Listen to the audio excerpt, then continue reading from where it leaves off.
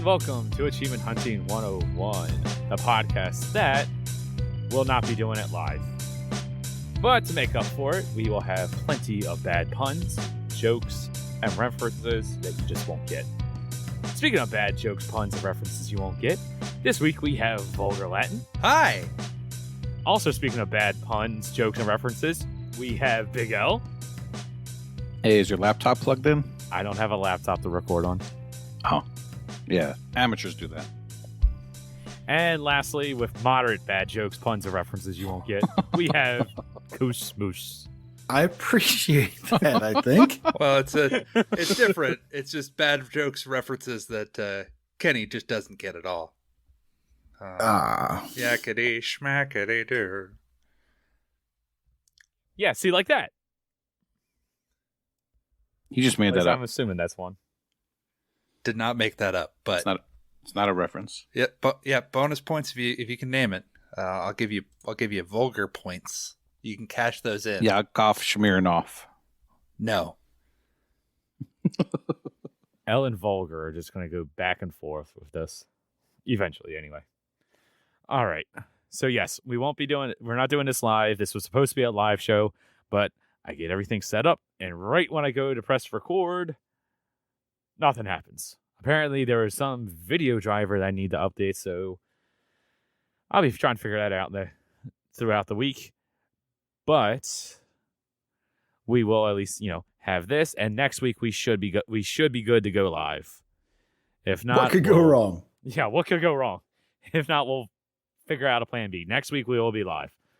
But yeah, that out of the way, let's get into our topic of discussion this week. And I guess as part of an April Fool's, we have this question that I don't want to ask. It would be weird if I actually read this. So I'm going to say, Elle, you should read this one since it was your question. And it is very much directed to you. What do you mean April Fools? This was a great question. Whoever came up with it is amazing. Oh, yeah. Hey, patrons, it's me, Big Al. This week I want you, our faithful patrons, to detail the best times you've had boosting or playing co-op with me, Big Al. The best answers will be read by me with perfect accent/impression. Dinable came up with this question and has been privately DMing me. Yo, quit sliding in my DMs, dude. He's been DMing me with all of his favorite Big L moments all week. Too many to name here. All right, well. And with that, we're going to go to the game showcase.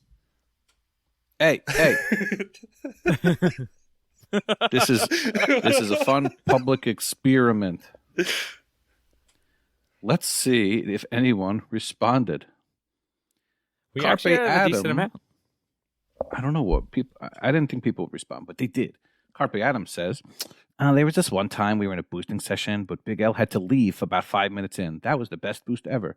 How dare you, Carpe Adam? It was very rude, but I deserve it. Oh, wait, yes. He goes on to say he was only kidding. Aw. Can't think of any specifics, but offhand, I remember boosting Uno. We don't talk about Uno. That had to be dangerous. That was a bad move. Yes, it was a bad move. I remember. It was a good song. Uno.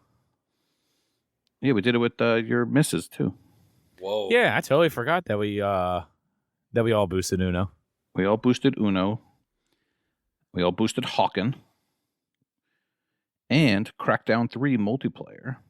And DayZ, which we did not talk about last week, which is probably good, since forgot about that one. I wasn't a part of the DayZ boost.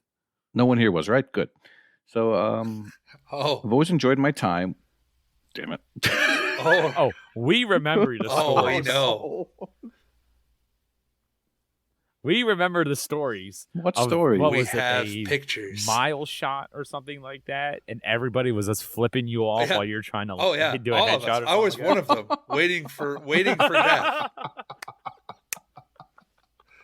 Naked next to a lighthouse, flipping off an angry and poorly aimed sniper who just could not hit us. There was a group of 6 or 7 of you lined up, but I couldn't hit anybody. So for those of you who don't remember, Daisy was in Game Pass, and I guess you could rent or buy a private server. Do you remember how it worked, Devin? Yeah, I think it was like $6, and we rented got a server. Corey rented a server, and we put in all of the stuff to make the achievements as easy as possible. As possible is the word and phrase that I would like to point out here. As possible. Well, it's not the live show. So no one sees who you're pointing at. Wait, it's me. Stop it. Can't see the fervent hand gesturing that I'm doing here. And Elle was trying. You have to hit a. You're flipping me off in real life. You have to hit. It's like from I don't know, really far with just iron sights, but we figured out a way to do it, and it was almost foolproof. But the problem with making things foolproof is that nobody ever accounts for the tenacity that fools have. And so we just kept trying to get out this achievement. And it just didn't work. And we just figured out that we could flip them off. And so we did, from across the bay. Pictures available upon request. Oh, I want to see them. I didn't know there was pictures. Oh, yeah. Well, you had to be a patron to see them, right? Definitely not. Right. No, ask Fug. He has them. Of course he does. Well, I did wind up getting the completion, so something. That's all that matters. A broken something is right twice a week. Yeah, that's the saying. The sun shines on a jackass. I've got all the sayings, definitely right? the saying here. Okay, good. Thanks for writing in, Adam. He definitely did not mention that Daisy was fun with the sniping achievement. See, you're not supposed to bring it up. Oh, yeah. Guys, stop it. He did mention that. It's crossed out. It's fine. It I didn't legitimately did not actually read that. All right. Chewy on Ice. I'm sure he's going to say something nice about me. I haven't had the displeasure of many boosting or general playing sessions with Al. Come on, Chewy. Oh, wait. The first that sticks in my mind is standing on each other's heads in Conan Exiles. And him telling me there was a cool podcast in Discord and I should join or else. Yeah. I guess I threatened you. And the other was Sunset Overdrive boosting sessions. It was co-op, not boosting. Where, yes, he was consistently the weakest scorer and was being carried every inch of the way. Wait. Now, I will have you know that you are correct. I was definitely carried in Sunset Overdrive. What's up, Kenny? You're the reason why Chewy's here? I am. I did not know that.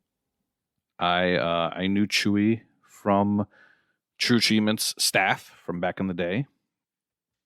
He's probably suspended me and banned me a couple times. But yeah, and yeah, we were acquaintances. I guess he knew Michelle from staff, and I guess we needed to fill our British quota, so I invited him on board. And he's been an amazing part of the podcast ever since. So thank you, Chewy. Nice. Oh man, that Conan Exiles. That Conan Exiles. Why'd you bring that up? That I'd gotten that out of my memories. I know Devin talked about that game on the segment the other week, but not good. Not good. All right, Devin, I think you got to read this one. No. Continue. I was promised that you'd do an accent, and I think it's only appropriate. All right, I remember. I can't do a Devin voice. It's basically my own voice. Oh, yeah, I remember my first L boost was Street Fighter 3. Yeah, it was over in less than a half hour, and I don't think I'll ever top it. It was not the cream of the crop. Yeah, dig it. Nailed it. Yep. 10 out of 10. Yep. Yeah, that's exactly what you sound like. So, I actually remember that boost too. I don't remember what we did, but I remember searching for each other several times. And Kenny, I'm the reason he's here too. So yeah, you could blame me for all of this. This is what happens. I see someone with a wrestling picture. For all of L's faults, you are very, very good at recruiting and getting people in. Yeah, recruiting Devin was easy. I saw someone with a wrestling photo, so I messaged him incessantly asking if he likes wrestling and what his deal is, and it was love at first sight. So, something good came from wrestling. Oh, yeah. All right, no one else wrote in, right? Oh, my God, a lot of people. Retro Chief. Haven't boosted that often with you, y'all, but the Forza Horizon 4 steal of Eliminator from Meat Shark was the funniest. Well, we talked about that at a previous episode where we boosted Forza Eliminator, and it was Michelle's turn to win, and I was just driving in the water, and it said, "You win." So I stole her win. Yeah. He accidentally won. I was there for that too. I accidentally won. There's video proof of this as well. I didn't just try to troll and cross the finish line first. Nope, I was in the water, and I guess if you know what you're doing, you could use this to your advantage. But I would have no idea how to do that. And yeah, she was so mad. I cannot stress enough how badly Elle can't, how much Elle can't drive in Forza Horizon 4. I was helping him helping him try to do it, and I was like, "Oh, did you just go AFK?" And he's like, "No, I'm right here. I can't pass anyone. My car doesn't work." Oh, right trigger.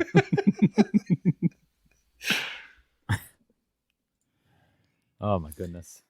Saucy Slingo says, "Hey, Elliot, is your mic working? Can't hear you." I remember boosting Titanfall with Big L and finding his mech sitting in a corner while he was asleep at the wheel multiple times when we were supposed to be boosting kills.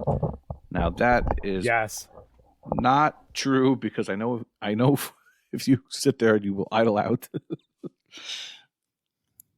Wait, maybe I've rubber banded. That may or may not be true. I don't specifically remember that. I mean, if anyone falls asleep at the wheel, koalas come out. From Saucy. Oh, he has more. The time I boosted Forza Eliminator and Big L knocked out the person who was supposed to win after he already had the achievement. All right, he's probably thinking about the other thing we just talked about. And of course, he got the story wrong because he's saucy. All I know is that Big L loves kettle corn, popcorn like a pirate. Yes, that is true. We talked about that a couple weeks ago as well. Like last one. Yeah, literally the last one. That was the last one. Oh, I couldn't understand what anyone was saying on that show. Sorry. Dino Man 87, who's from Norway. He's from somewhere. Said, I haven't had the pleasure to play with Big L yet, but it was pretty funny the one evening where he logged onto voice chat and this Discord just to hear my beautiful voice. LOL. Ha ha ha. Cool dude. Well, if you think I'm a cool dude, you definitely haven't talked to me enough times yet. But it was fun. Get there. We have a voice channel in the Discord, the beers and boosting, and he was in there, I think, alone one day waiting for people to show up, and I came in there and we had a chat. And of course, he was one of those people apologizing for how poor his English is, and of course, he spoke better than most American-born people because they take it seriously. Never apologize. Never apologize, you multi-voice people. Multi-voice bilingual people are awesome. All right. Hawkeye Barry said, the first time I was in a boost with Big L, oh no, was Plants vs. Zombie Garden Warfare 2, trying to take down a boss on crazy difficulty. He didn't get the achievement, nor did he get another chance because the event was never done again and the achievement was discontinued. He blames death dealers to this day, and I chuckle every time I think about this. Well, I do blame death dealers because she was busy helping everyone else but me. And if you know death dealer, she's very good at first-person shooters, so I needed her help. But she definitely ditched me, and you had to bring this up. I had finally forgotten about it, but yes, now that you mention it, it's definitely her fault. And please don't come to New York to kill me. Ahizo says, I believe the only time I've boosted with L was Gears of War Ultimate Edition Online, so that wins by default. Not seriously, we aren't insane, but it was honestly a good time with Death Dealers, Vulgar, Matriarch L, and for a while, Toad Style Venom, except for the many times where XP was broken and we couldn't level up at all. Those were only good because it usually meant I didn't have to spend time with L because we didn't want to waste time not getting XP. Damn. Jeez, What is this, a roast? Shots fired. Oh, you know Damn, it was man, going to turn into one. Yeah, I kind of brought it on myself. We must have boosted something else, Andrew Pans, back, or maybe that was your younger brother, Al Klein. Must have been him. All right, I got this last one. And last but not least, I boosted from Philip Wendell. I boosted Crackdown 3 and Hawken with that Big Well.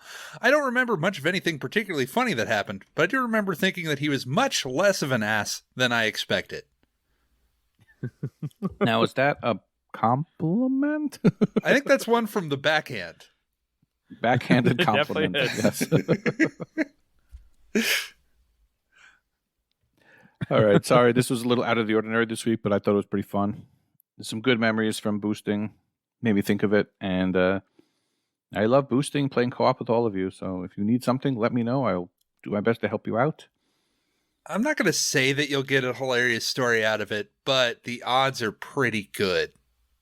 The odds are pretty good. I play games with him every Thursday. Yeah. Unless you're in the toilet. Yep. I didn't even bring up the Realm Royale with cheese boost. Oh my goodness, Realm Royale. I forgot about Realm Royale. Yep, so did the rest of the world. Mm-hmm. Oh, man. Hi, Nate. All right. What's up?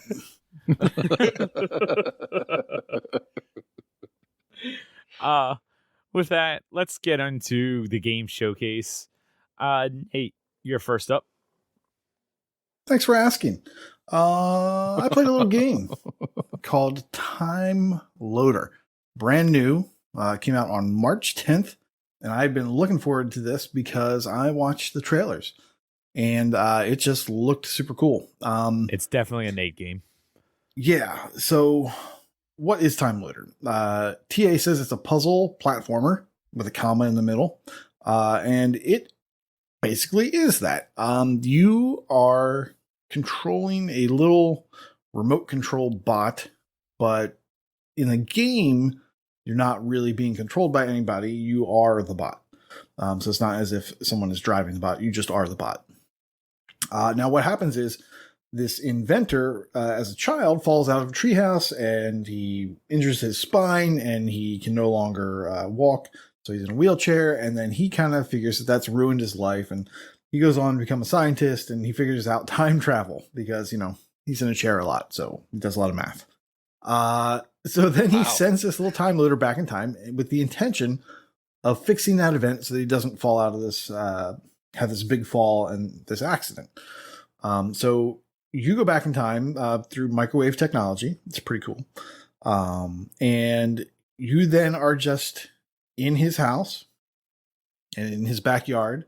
And you are navigating through various rooms, just trying to get from A to B, basically. So is it a puzzle platformer? There's no fail state, really. There's one point where you need to make a series of jumps. And if you fail, you just start over at the beginning. So there's really no way to, to me, it doesn't feel really that much like a platformer in terms of like, oh, this is difficult. And the puzzles aren't that difficult either. You will figure them out. You don't really need a guide. But I think that it's really well done. I don't think there are a whole lot of people involved. I could be wrong on that. Didn't do the research, but it's very cool. It's just oozing with like nostalgia for the time period that he sends you back to. And every room is just packed full of stuff. You're constantly going past like, books and his computer and like toy cars and things in his bedroom. And then in the living room, you're, navigating around bird cages and tables and dining room tables and all sorts of stuff. So they do a really good job of just filling the scene with content. There's no time where you're just going through a completely empty room. Everything, there's just something to look at. There's something to Your loader, your time loader or whatever will comment on things in the room. So it's really well done. It's a fun play. It took me, how long? 7.5 hours to go through this game. And I enjoyed, I think, just about every minute of it. It was really enjoyable. So the time travel aspect is kind of minor, actually. There's 3 playable times that you go into, 3 different points in time that you go to, and only a few events. With these time travel games, you always think, oh man, like how involved is that? Like if I change something back in this timeline, is it going to change? Is it going to cascade and affect all this other stuff? Right. You kind of get the impression that that's what the game is going to do. But in actuality, there's only a few things really that you do in the past that affect the future timelines. And when you need to go and change them, at some point in time, you will be able to go back in time and select where you want to be. It's a chapter select, and you can experiment and you can get all the achievements from that. So just go in and have a good time and don't really worry about that. Most of the achievements are story based. So you're going to get them for accessing certain powers, and you need those powers to move forward. So they're not missable. And then sometimes you'll stumble across story events. You'll pass an object that's important to your inventor, like a videotape. And you have the option of, okay, well, do I write protect that, or do I not write protect that, or do I not even mention it? Do I not even look at it? And all of those things will affect your gameplay in the future. There are a few hidden collectibles which aren't tied directly to the story, and you can miss those, and it won't have any effect on getting to the end of the game per se. But if you want all the achievements, you will have to go back and get those. There are 3 different endings that are based on how many of those events you found and how many of them you affected positively. If you get, I think, 75% or more, you get the good ending. If you get somewhere in like the 45 to 75 range, that's like the medium ending, or what they call B. And then if you get fewer than that, you get the C ending. My natural playthrough, I got the A ending, just because I like to search every nook and cranny and see what's going on. So I actually had to go back and undo things that I had done in my first playthrough. And they have a really good indicator of that on the bottom of the screen as you're looking at the different levels. So that helps with that. There is a secret ending as well. And the secret ending requires that you find these letters that are hidden on objects in the game. You also then have to use a QR code on your phone. You then have to decode some binary, or you can just look at the solution. Now, I did it the fun way, which was going through and finding it in the game, because like I jumped in kind of early. I did buy this full price, and I enjoyed it. And so I did that. I thought that was really cool. But if you don't want to go through all those hoops, that solution is up. And they have a nice little spoiler tag around it too. So if you want to do part of it and just give up, you can go ahead and look at the solution. That's kind of cool of a way to do a secret ending. Yeah, it was really cool that they kind of take you out of the game. You go to a website. The QR code makes you go to a website, and then you enter in some stuff that you had done in the game through the website, which then gives you another code, and then you use that code in the game to get to the secret ending. So it's really cool. I thought it was a really fun game. Like I said, 7.5 hours. I enjoyed every minute of it. And I totally recommend this game for anyone else that this sounds interesting to. So I'm looking at the achievement list. There is a achievement for meeting the cat. Yes. Can you pet it? You pet the cat. You can try. You don't look too cuddly. As with most cats, you can try to pet it. That sounds ominous. Okay. I was glad to hear there's multiple endings, because my first thought was, is this just going to be one of these things where you're actually the catalyst that causes the kid to fall out of the basically every... Oh, gotta go. Yeah. I can't talk about it. I gotta go now. The catalyst. Sorry, I was just like, if I was the hack writer... I didn't even pick up on that. If I was a hack writer, that's what I would... Sorry. I mean, come on. All time travel storylines are hacked, right? They're just, they're inherently a cheesy way out, I think. But that's just me. I like time. But this was travel. fun. This was a fun one, and it didn't rely super heavily on the time travel, even though you are going back in time. But like they don't get too into that. And I saw that you went to 1995. Do they do that like really heavy into the 1995, or is that just like whoa VHS? I think 95 was the middle. I can't remember the timelines when they actually were, but I think 95 was the middle timeline. And for reasons I won't disclose here, they don't lean too heavily into it. But it is interesting to see all the different things that they put in there in those timelines. They don't change too much in the most recent timeline, but the back ones, they're a lot of nostalgia there. It was kind of cool. In fact, there's one point in time. Okay, so this is a platform. You're jumping around and doing all sorts of stuff. At some point in time, you get on his computer and you start navigating his hard drive. So like you're not doing platforming, you're just digging through somebody's hard drive and checking out files and doing stuff like that. So it's a really cool little game. Nice. Cool. Have you played It's Time Loader Super Squad, Nate? Why would you mention Animal Super Squad? I don't know. That's the first game I thought of when I saw footage of this game. I cry for you if that's the first game you thought of when you saw Time Loader. There's nothing That's like a that. well-crafted game, literally is ass. This game is so good. It does not even deserve to be in the same 10-minute segment as Animal Super Squad. Yes, it is ass. Just what I thought of. Like a platformer on wheels. Yeah. Well, then you are going to be completely surprised when this comes to Game Pass and you play it. There is nothing like that. I'm more surprised that I shouldn't be surprised that you got this game for $15. Yeah. Time Loader's just to it's very good. Jump to the left, hopefully then a step to the right. Hopefully. Wait, was that a Rocky Horror thing? I think it is. I think it is.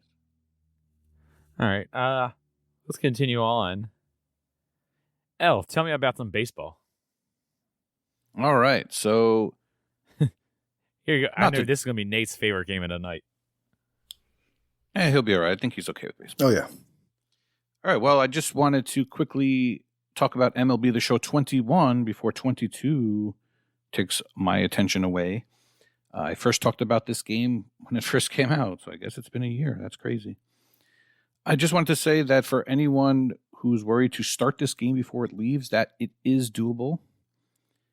The time estimate on TA says like 20 to 25 hours, but I think if you know what you're doing, it doesn't take that long. You can boost, or you can get online with someone and play, I think, like 10 of the achievements. And there's a great walkthrough on TA. I've never seen a walkthrough like this where there's a boosting strategy for the 10 achievements, and for the same 10 achievements, there's an offline strategy if you have no friends. So, that's nice. Yeah, playing versus CPU and playing with a partner, double boxing the same achievements. It tells you different strategies and what to do. I just finished boosting with Catster, and she was nice enough to help me get my online finished. So I'm in the middle of March to October, in which you're going through, and they put you like in every fourth or fifth game with different situations. So like you're down by 2 in the 7th inning, try to come back to win, or you're up by 1 in the 9th, finish the game out. You don't get to play the full game. It's really a fun way to play. And I'm almost done. And then I have 22 ready to go, hopefully. How much longer is 21 in Game Pass? Well, things usually 10 leave days? the 15th, April 15th. Well, 8 days. By the time you hear this, yeah, might be. I mean, you could attest to this, right, Devin? I think you can get this done in 8 days if you. Yeah, and I actually did it the long way. So the guides will actually tell you how to cheat. So you have to, or not cheat, but you have to get go up into the show. So I actually started as a pitcher, and I pitched all the way through a minor league schedule, and then also through like AA. No, that was fun. I really enjoyed that. That was great. I loved it. I didn't know you could do that. That's interesting. Yeah, you go through your whole career, and then you get to be called up to the show. Unfortunately, I was drafted by the Minnesota Twins. So at the end of the day, I still got to play for the Minnesota Twins, which, sorry for both you Twins fans out there, but it just wasn't for me. But it was fun going up in my career. You could have went to Baltimore. Trust me. I'm an Orioles fan. It's worse. The solution says to pick a pitcher and then sim the game, and if you win, you keep going, and then you save the game in between each win, and then you could just reload the save if you don't win. It tells you to do that, but I wound up doing that a few times and then just simming seasons, and eventually your stats go up no matter what happens, and you wind up getting called up. Oh, so it really wasn't that bad. After throwing like every plate appearance as a no, I got called up pretty quick. Nice. And my point. Oh yes, the game also has sliders you can use. Good old sliders in sports games where you can put the CPU down on crap and put yourself on amazing. And there's an achievement to win where the computer gets 3 hits or less, and it's really sounds hard, but it's really easy. I think I had 17 strikeouts. Not only does it have sliders, it also has fastballs and curves, even a cutter. Nice, very nice. I knew that joke was coming. Baseball joke. Not much more to say about it. I just wanted to say that it can be done in a week, and I don't think it should take 20 to 25 hours. There's one achievement I don't have yet that I'm a little worried about, but I guess it just comes with time, and that's just for breaking a bat. Yeah, it'll just happen. I see some tips on how to do it. I'm going to try that after we're done tonight. But over 20,000 people have it, so I'm sure it's not too bad. And then for some reason, people don't do the March to October and the Road to the Shows have very high ratios. I was looking at that achievement. They're really not that bad. But 22 just came out, I think today, or as we were recording. The achievement list is different, right, Devin? It is. Look too carefully, but it is. You actually don't have to do Road to the Show and March to October, which is sad because that's actually my favorite part, and has a little bit more for getting promoted to the different difficulty sliders for the different pitching and batting. So it sounds like you might have to actually have skill. I don't know, but I'll figure that out. I played a little bit of that today, and I hit a home run with Showtime Ohtani. And that was a lot of fun. Nice. Same basic game, but I've enjoyed it. Noah Syndergaard today called him the modern-day Babe Ruth. It's actually, he's in a pack where you can unlock Babe Ruth to your Diamond Dynasty team. There you go. And that's how I did it, because you were forced to play as him, and you started out batting. So I just kept repeating it until I hit a home run. Nice. Words. Words. It's okay. You're from Baltimore. You don't have baseball. Opening day soon. Excited. I'm not the biggest baseball fan. I don't know players that well. Yeah. I mean, this game looks good and all, but it's no slugfest. Oh, that was fun. Yeah. Or Ken Griffey Good Jr. callback. Baseball. Good callback. Yeah. Didn't play that.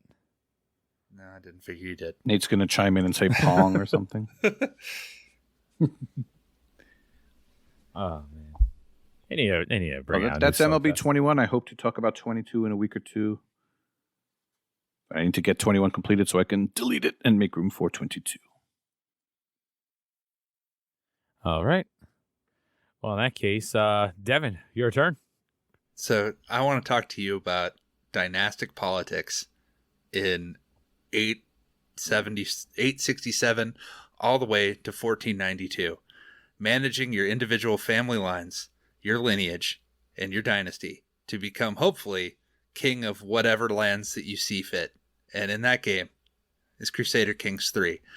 The follow-up to the cult classic Crusader Kings 2. They're not original with the name titles.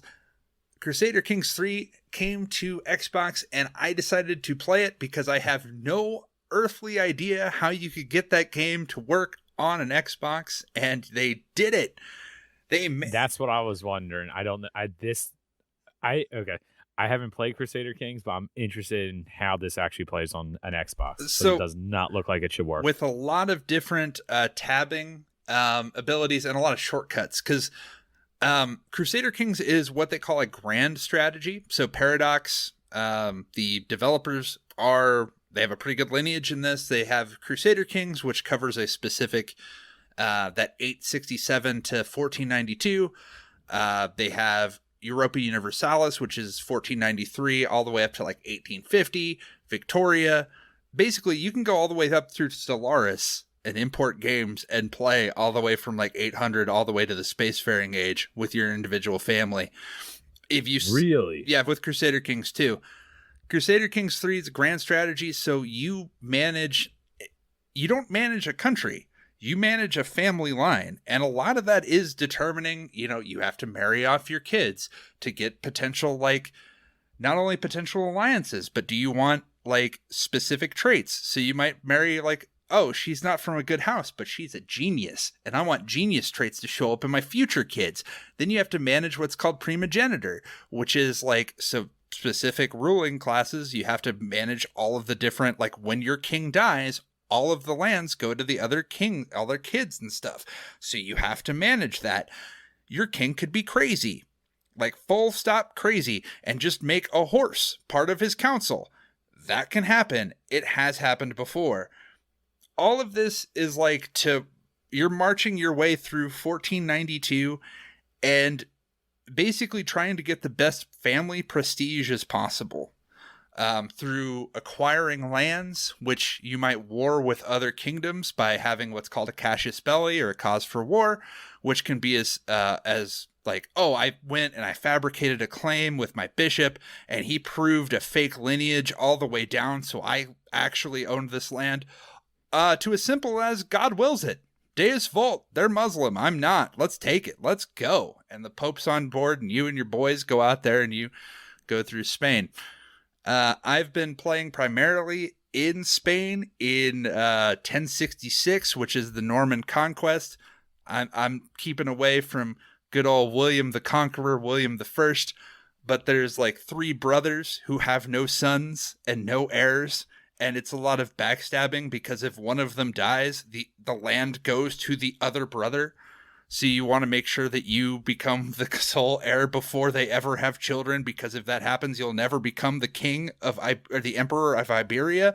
And it's a whole process, and it's kind of complicated, but I think that's what I like the most about it. Yeah, I mean, this is real-time strategy. Well, it's not real management. Time. It's not real time? No. You can actually just pause it and then like and have a think about it. And then like, oh, well, I want my king to go on a pilgrimage because I don't have enough piety and I want to be more pious. You can found your own religion. You can call in a whole bunch of knights. You can like the amount of depth that's there is insane. And it's if you think that a lot of strategy games just don't have the oomph or the realism, this game is for you. It's very well made. I can't recommend it to the majority of the people that are listening to this because it's very complicated and it will require a lot of time to figure out what the heck you're actually doing and how to actually lead. But if you're a lot of time part is why I haven't started it and probably won't. But so I see a comment in the forums and it says, I have done the tutorial, but still unsure how to do 2 things. 1, build up an army. 2, attack and declare war. Yeah. So, building up an army, that's not too bad. You manage, because you have to kind of manage building the buildings for each county or each area and building them up so that they can field troops, and then kind of having the money to have a regiment of troops. And then declaring war is that casus belli. So generally it can be, you might have to go and figure out a way so that you have a claim, because 2 Christian kings can't just go duke it out. Even if you're king, you just can't decide, we're invading Poland. You can't do that. That doesn't work that way. You have to have a claim on that land, either by blood or fabricating a claim. Or, like I said, if it's another religion, it doesn't matter. I just want it. which is why I picked Spain, because it's easier. Because Spain at this time is ruled like the bottom half is ruled by the Muslims. So it's very easy for you to just go, they're Muslim and I want it. And the Pope's just like, yeah, cool. Deus Vult, man. God wills it. Let's go. And that's what you do. But really the best way to get land is not to do war, but to marry off your children so that you end up having heirs that have claims to both amounts of land so that one dude owns both. That's where it gets complicated, because you have to figure out like that whole dynastic politics and figuring out who is your best potential choice for like a relationship with your kid. And then like, oh, I'm having way too many sons. I need to kill the dumb son so that he doesn't take all this land because I don't want him around. Or you send him to become a bishop because bishops can't have land. It's complicated. See, that sounds so good. Yeah. Or I love management games as is. And I know this is like the king, pun intended, of management games, where he's just so in depth. It's ridiculous. Yeah. You have to manage your vassals because you as king don't actually directly control all that much land. You have lords that also command land, and you have to manage their relationships into their opinion, because if they get too strong, they'll just try to kill you.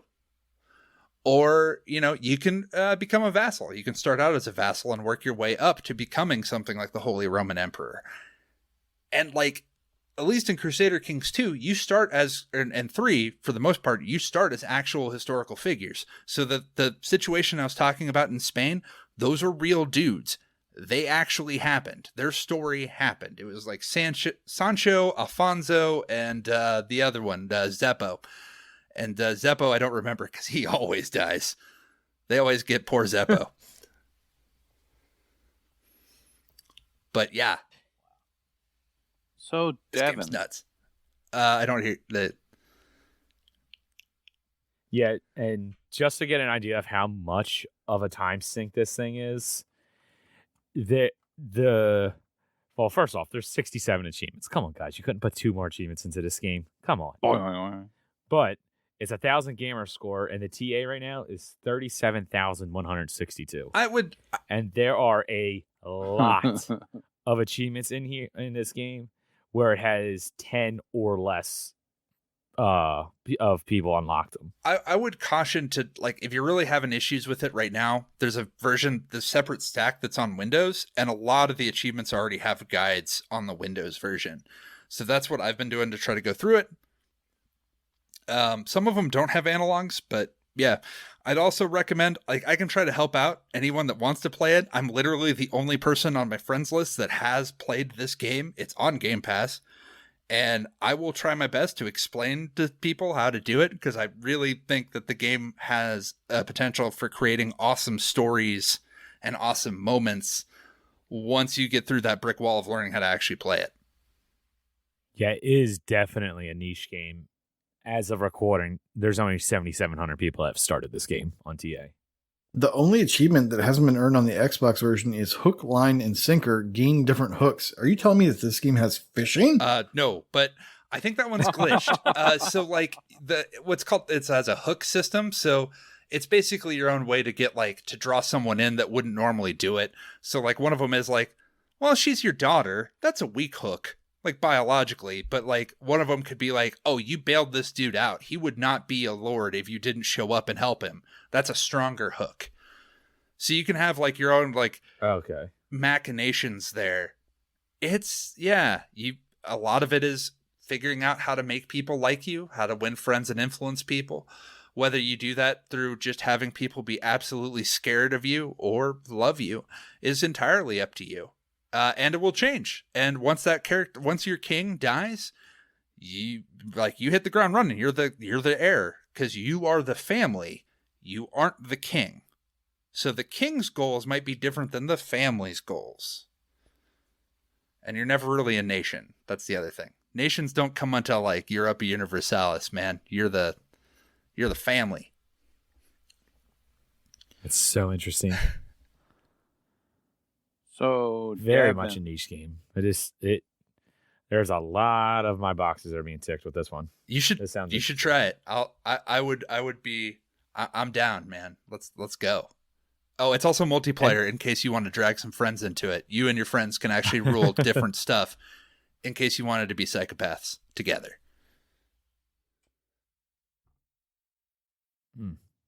You have to play. All right. Yeah, Crusader Kings 3, like Devin said, if this is something that you want to try, it's on Game Pass, and yeah, completionists, beware. Because if I remember correctly, Crusader Kings 2 was a 200-plus hour completion. Oh, way more than that. And I'm almost guaranteed that there will be DLC. More reason to stay away if you care about your tag. Hey, All right. Devin, Yes? do you have to play Crusader Kings 1 and 2 first?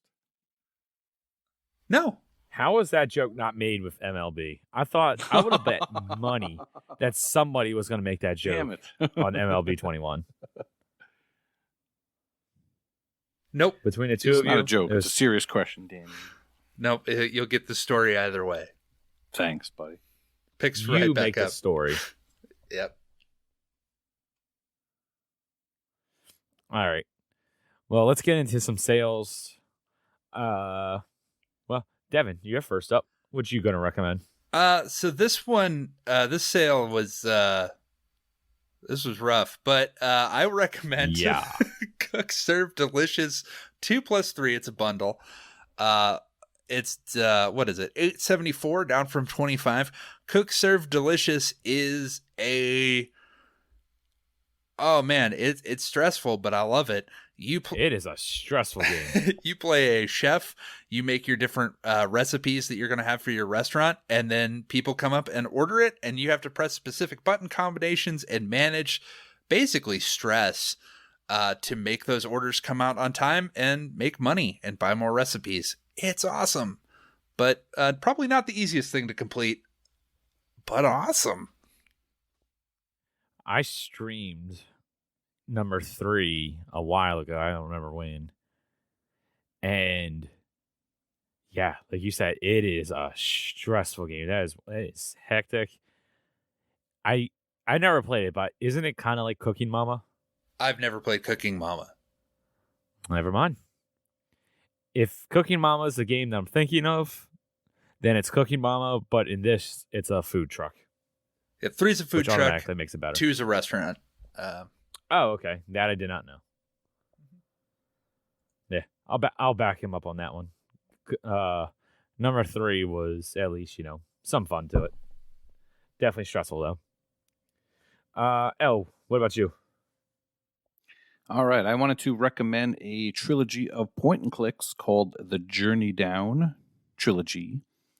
It is 90% off. 90. It is normally $40. It is $4.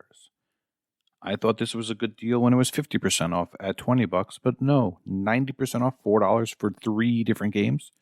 That's 3,000 gamer score in your favorite genre, point and click, Kenny. I was just about to say, it sounds like a point and click game. Yes. I definitely didn't say that previously.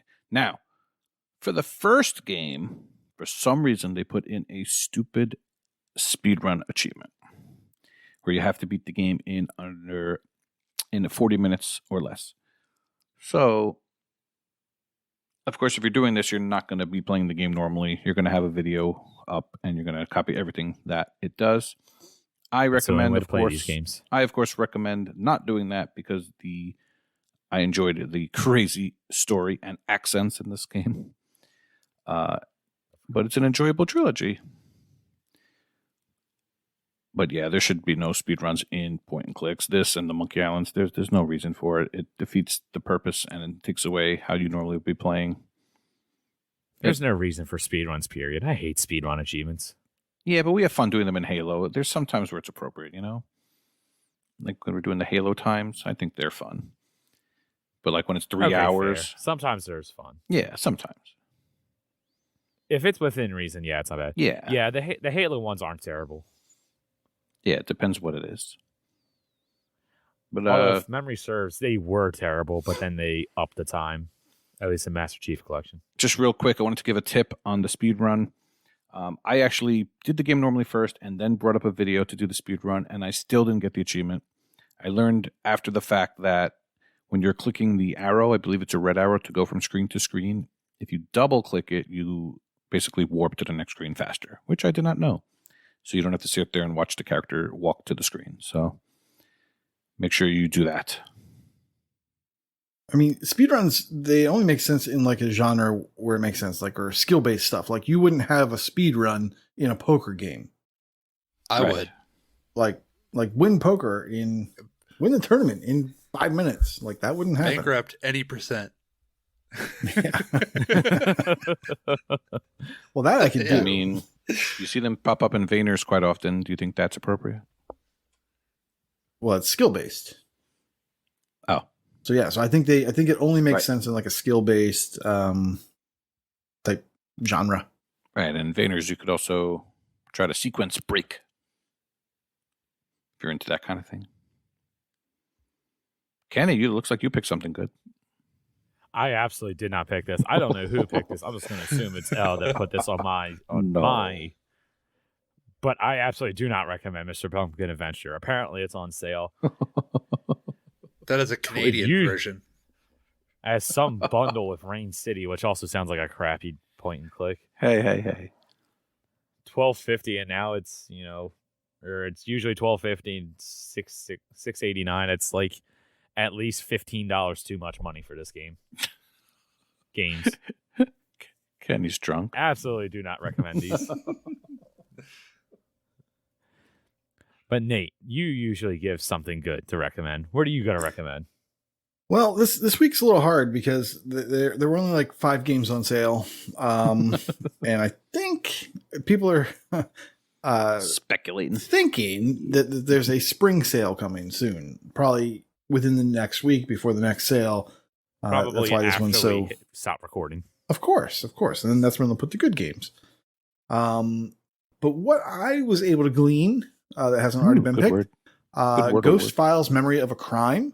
It's an Artifacts Mundi game. It's 3 to 4 hours, and judging by the achievements, it is a single playthrough. So you're not going to have to do that extra playthrough, differently with no hints and such, or do the little epilogue thing. I don't think that exists in this game, based off the achievements. And then the last thing I want to recommend. Sorry, I didn't even do any prices, did I? It's $3.74 down from $15. And then finally, a game that I talked about on a segment coming real soon called Little Bug. I'm pretty sure I mentioned it. If I didn't, I wanted to. Little Bug is a platformer. It's $4 down from $13, and the platforming in it is different than you would imagine. So there's no jumping. There's none of that. Instead, you kind of use a whip to kind of attract yourself towards a little light source. And it reminds me a lot of No Time to Explain. Why? I can't go into detail. Why? Just because the movement is so different. The movement is so different, and it makes you really think differently about how to do platforming. Now, I've been told that it's a difficult completion when I was looking at the Steam version of this, and one of the achievements is to not die. That does seem a little bit difficult, because some of these launches that you're doing, you can die pretty quickly, so maybe there's a dashboard option and go back to a save point where before you died. Maybe that would work. I don't know. And there's another achievement for not breaking this light leash that you use. So that's how you navigate, right? You hold right trigger and you kind of whip out your light leash or whip or whatever to this thing, and it kind of yanks you like a spring or something towards it. But if you hold too long, that will snap. So you need to complete the game without having done that at all throughout the entire game. So I played it a little bit. It does look fun to me. It looks interesting, but it does look like it might be a challenging completion. So if that scares you, then maybe you don't want to look at it. But $4 down from $13 for a cool little indie game. It sounds good to me. That was Little Bug. Is it a June bug? Right. I don't think so. Okay, April bug. Got it. All right. Games of Gold, 2 games that you can download now, is Another Sight on the Xbox One and Outpost Kaloki X on the Xbox 360. And we also got some Game Pass news. So, available now, we have Cricket 2022. Yes. MLB The Show 2022. Chinatown Detective Agency. All 3 of those are available on the console. And then Chinatown's available on console and PC. And apparently this is a day 1 game with Game Pass, so cool. Also available now is Dragon Age 2, which is, if you want to play it with on the cloud via EA Play. Plants vs. Zombies, and Star Wars Squadrons, which are also, I should have read ahead, also available through EA Play on the cloud. Coming April 12th is Life is Strange 2 True Colors for cloud, console, and PC. Panzer Corps 2 for the PC. And I actually have to try to pronounce this name again. The Dungeon of... Nickelback. Definitely not Nickelback. Nahalbuk. Yeah, I have no idea. Once again, it's like that. I told you the answer thing. No one will question it. Yeah, whatever it is. But that's available on the PC. And then coming April 14th, Lost in Random for cloud, console, and PC via EA Play. So yeah, that's a month. I'm excited. Life is Strange True Colors. It's one I've been dreading coming to Game Pass, and I'm going to complete it. And Chinatown Detective Agency, it looks cool. It's like a pixel graphic, like old school, which probably turns everybody off right now. But to me, it looks really cool. Yeah. And MLB The Show is it's awesome. It's more baseball, which we'll need because MLB The Show 21 is leaving. Oh, I didn't know that. And I don't know if you're aware of it or not, Kenny, but Lost in Random is an RPG. And I think you were interested in it when you saw that. I don't remember. Could be wrong. I'm sure Elle's interested in it. RPG is interesting. Yeah. But this game specifically, I don't really remember. Oh, wait. Okay, now I'm looking at screenshots. Yeah, this did look interesting. Where it was kind of like the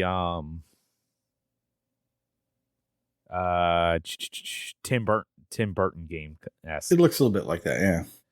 Yeah, okay. Yeah, that one I'll probably give a shot. The rest of the stuff, probably one of the weaker months for me, at least in my opinion. With that, we also have a couple of games leaving Game Pass. I assume this is all on the 15th. Yep. MLB The Show 21, Rain on Your Parade, The Long Dark, and Pathway. Highly recommend Rain on Your Parade. It's well worth your time. Yes. I am on the Rain on Your Parade boat as well. I love that game. The one thing that people were complaining about a little bit was the DLC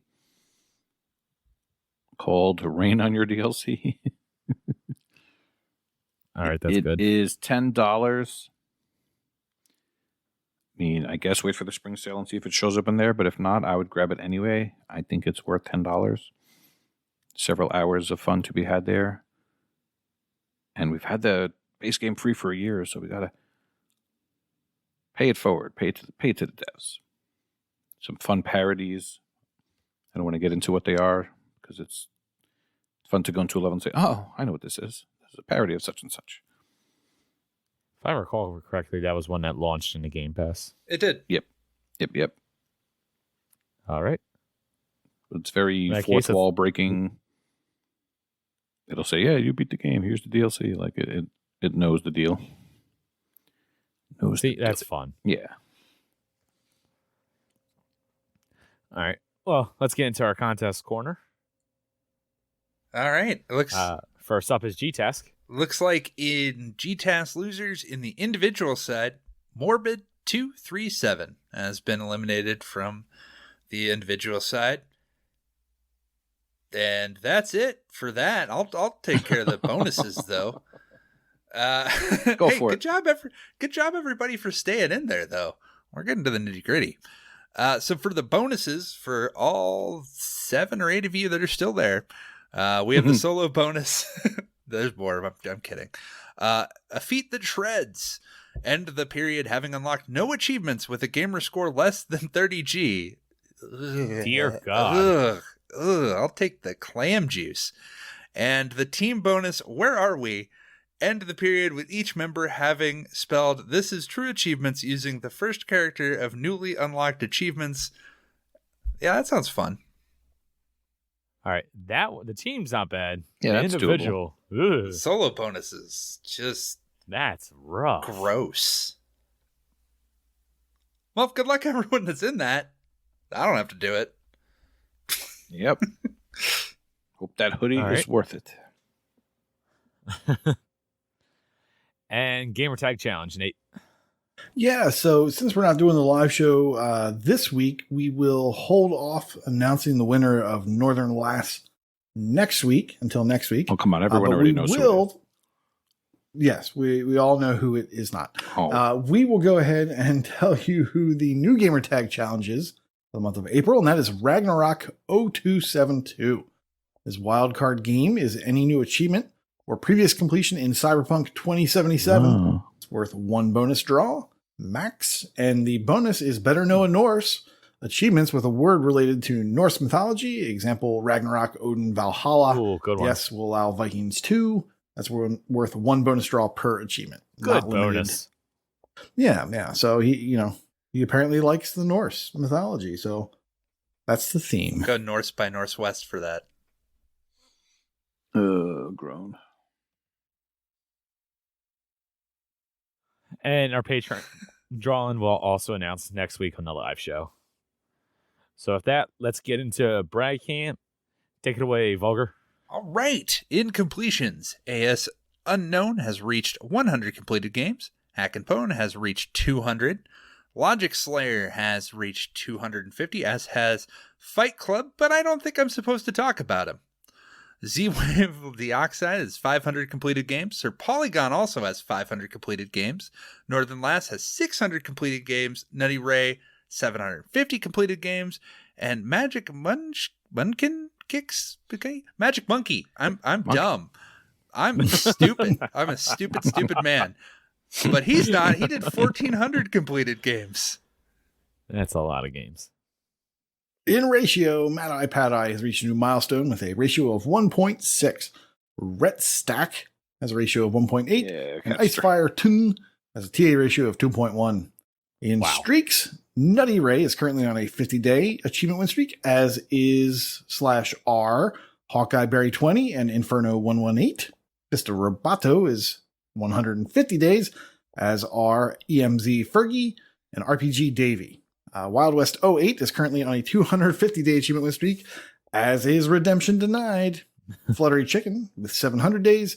Sincere Seeker 6 with 750. Prince It has 800 days. And Elroy OMJ with the 1,700. Circling back to our annual people, Toby Lynn is currently on a 1-year achievement win streak. Nice. In Gamerscore, Sir Polygon has hit 400,000. Icefire, 650,000 Gamerscore. Nate over there has hit 700,000 Gamerscore. Shadowless Edge, 750,000 Gamerscore. And Devin over there has hit 1.1 million Gamerscore. Love that guy. Love that guy. In leaderboards, Alex R. Davies is now 3rd in the completed games leaderboard for Metroidvanias. Alicia is in the top 200 of the England completed games leaderboard for point and clicks. Hatton 90 is in the top 2,000 of the Europe TA difference leaderboard for simulation racing. I think there's a new game in Game Pass just for you, Hatton 90, called Cricket 22. High Road Vitu is in the top 500 of the TA difference leaderboard for Casino. That's pretty great. Icefire TN is in the top 500 of the TA difference leaderboard, period. Jimbot UK is in the top 10 of the England TA leaderboard for Xbox One Shmups. Mark B, going to tell us your name already, is in the top 5 of the UK TA difference leaderboard for Party. Retro Chief is in the top 20 of the Gamerscore leaderboard for Point and Click. Survivalist is in the top 200 of the USA Completed Games leaderboard for Survival. And it looks like somebody's in the show notes confused about Japanese lettering. I believe that is Noth, who changed his name again. I think he spends $10 every 2 weeks to change his gamer tag. He's now in the top 50 of the TA leaderboard for first-person shooters. So, I just did a Google Translate. Oh, that's what you're doing. Japanese yes. symbols. And Google Translate spit it out into pervert god Nas. Yep. So, Yeah. Yep. So, yeah, It is known. It is known. Oh, Lord. All right. In Brag Camp,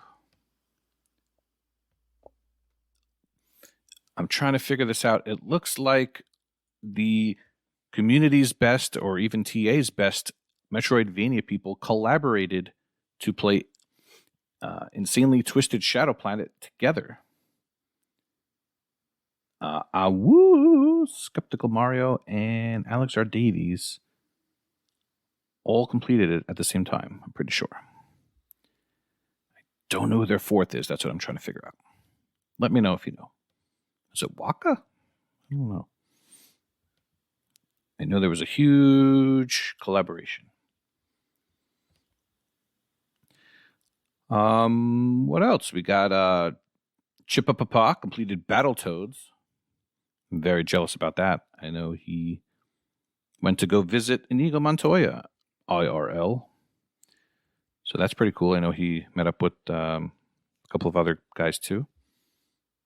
As well as Aftos84 completed Bad North, which I think was the good North, right? Compared to North. Drunken Monkey completed Dark Souls Remastered. Nice. And my favorite brag of the week is going to Andrew Pants Ahizo, who finally completed Tony Hawk's Pro Skater 1+2. Nice. Apparently he's been sitting on it for quite a while, and someone reminded him to get it done, so he got it done. That is an amazing achievement. Pun intended. Good job, all of our brag peoples. All right. Proud of you. Very proud of you. Well, that will do it for us this week. So, like we said multiple times, we will be live next week on Twitch, twitch.tv/AH101. We will. We will One way or update another, the we will be drivers. live. We have the technology. We will rebuild it better, faster, stronger than before. There we go. If you would like to get in contact with us on Twitter, you can do so by sending us a Twitter tweet at Achievements101. They should make like a Devon pull string toy. Oh, goodness. Just as like a random movie quote. It'll be great. Don't put that energy out there into the world. Love you, Devon. You can check us out on YouTube, catch all the previous streams and whatnot. Achievement Hunting 101. There's snakes in my boots. Come join the community if you want to see more of these bad jokes, puns, and references that you probably won't get. Discord.io/AH101. And if you would like to help fund this insanity, Patreon.com/AchievementHunting101. Thank you to all who do donate to us. But with that, thank you for listening. Class is dismissed. See you all next week. Deus Volt. Bye-bye. Bye.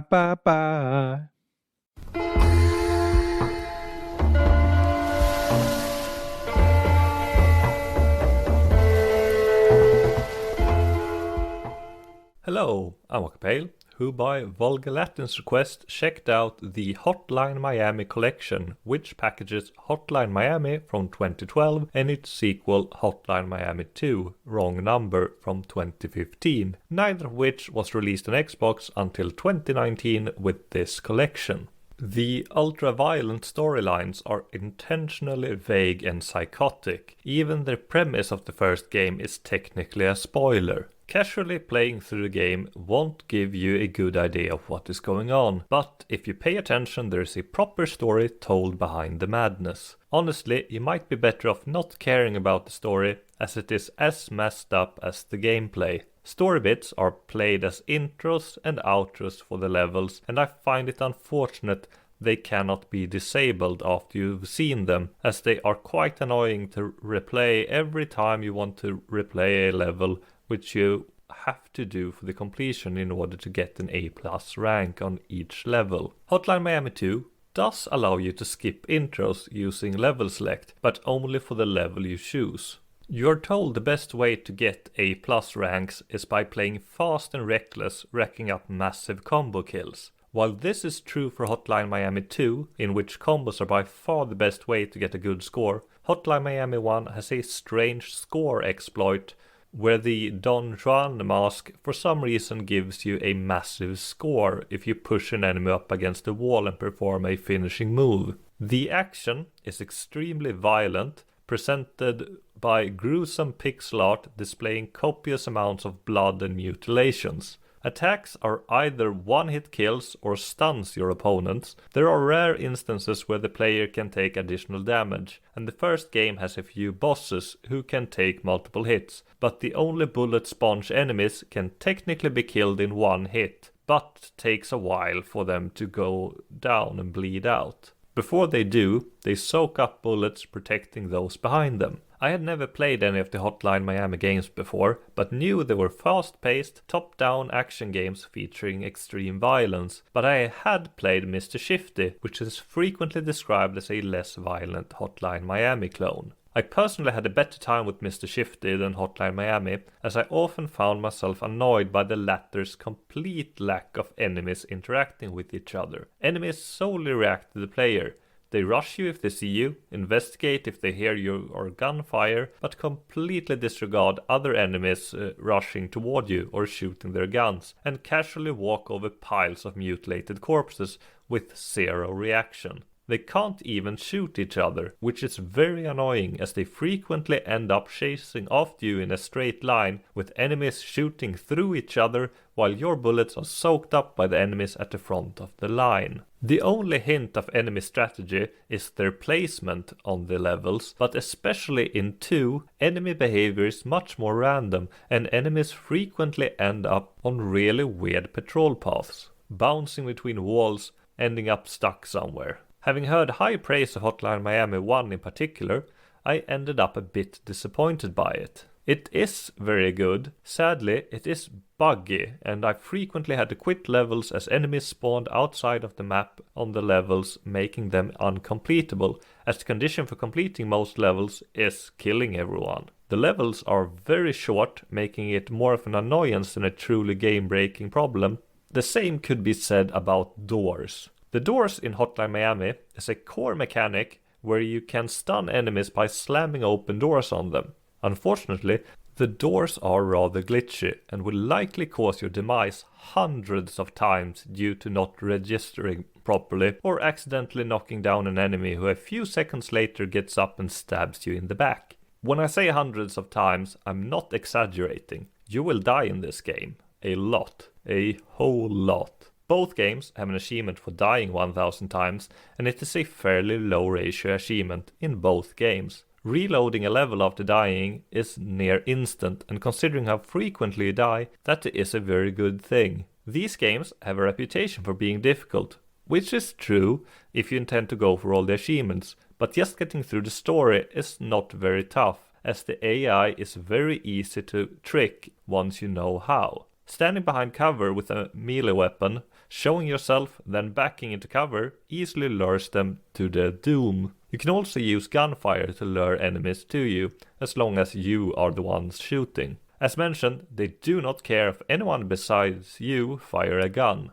You'll still die plenty of times if you are not careful, as the enemies have a fairly good aim and can see you before you can see them, unless you manually move the camera ahead of you. Hotline Miami 1 has a pretty good achievement list requiring you to play through it, A+ing every level, using all the weapons and finding some collectibles and seeing the true ending. This is fine. It's a good list, completable in a handful of hours if you are good enough. Hotline Miami 2, on the other hand, has a few real stinkers on the list, chief among them 50,000 kills. This is a very excessive number. There is probably just around 2,500 enemies in the entire game.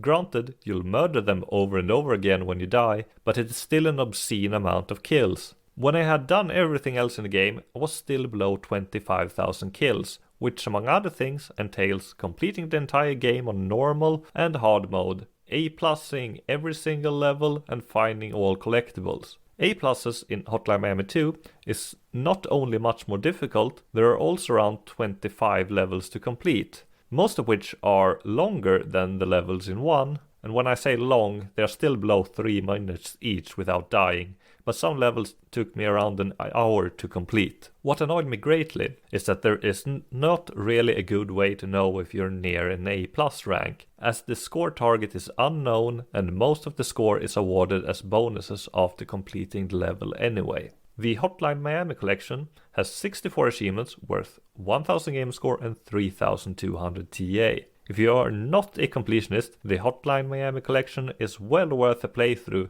with the first game being superior despite its comparative lack of polish. But the completion is very difficult and time consuming, with a time estimate of 40 to 50 hours on TA. Considering the story is estimated at 15 hours for both games, you have quite a bit of replaying and grinding to do for the completion. Have a nice day, everyone!